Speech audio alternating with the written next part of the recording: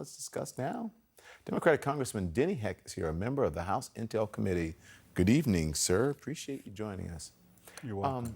I got to get your reaction first to what happened in the White House meeting today, where Democratic congressional leaders walked out after what Speaker Pelosi described as a meltdown by the president. So, Don, I'm a whole lot less interested in the insults that the president somehow felt obligated to throw at Speaker Pelosi. She's entirely capable, as the later photograph revealed, of defending herself. She doesn't need my help, but if she did, I'd be glad to be there.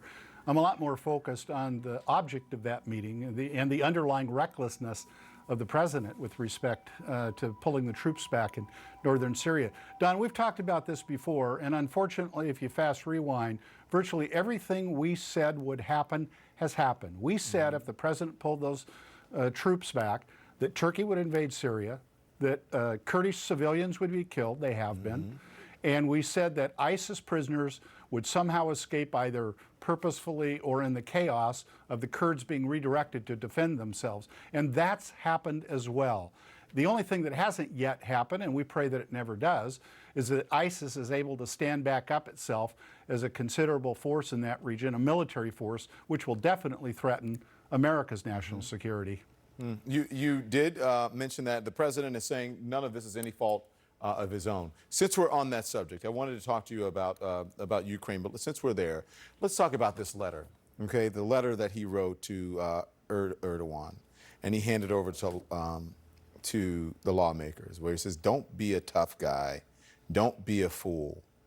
And then he turns over a possible concessions relayed to him by the Kurds. It's stunning, don't you think?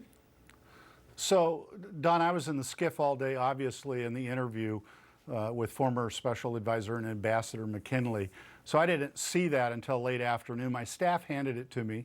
And frankly, I had the same reaction I think most people did, which was, you're kidding, of course. And they said, no, this is real.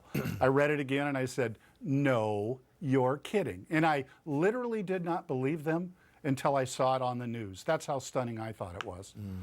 What can you tell us about McKinley? You said you were there all day. What did you learn? So we obviously aren't talking about the specifics or the content of what it is that our witnesses are sharing with us. I would generally characterize that we continue to bring this picture into clearer relief. I'm reminded of the old 35 millimeter cameras where you had to twist the lens in order to get the focus sharper. That's what's happening now, one step at a time, frankly. But look, I thought that Ambassador McKinley said it pretty well in his opening statement, which was released to the public. Namely, he resigned in protest over the treatment of a foreign service professional, a diplomat, frankly, of the highest reputation, being treated as shabbily as she was, having been, frankly, driven from her post. Yes, Ambassador Yovanovitch.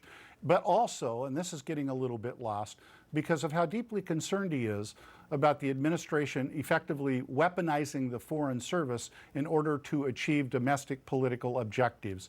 Those two things should be disturbing to every American, frankly, because it does compromise our national security. It compromises our standing in the world, and it limits our ability to be effective with other people. They either cannot trust that we're engaging in behavior other than that of a banana republic, or they can't trust us to keep our word, a la turning our back on the Kurds, who I want to remind you lost more than 10,000 soldiers in the fight against ISIS. We lost 3, I think, in that battle. Or we're turning our back on the Paris Accord, or we're turning our back on the Iran agreement. I want to get this one question in before we leave. Ambassador Gordon Sondland is scheduled tomorrow. You ready for him?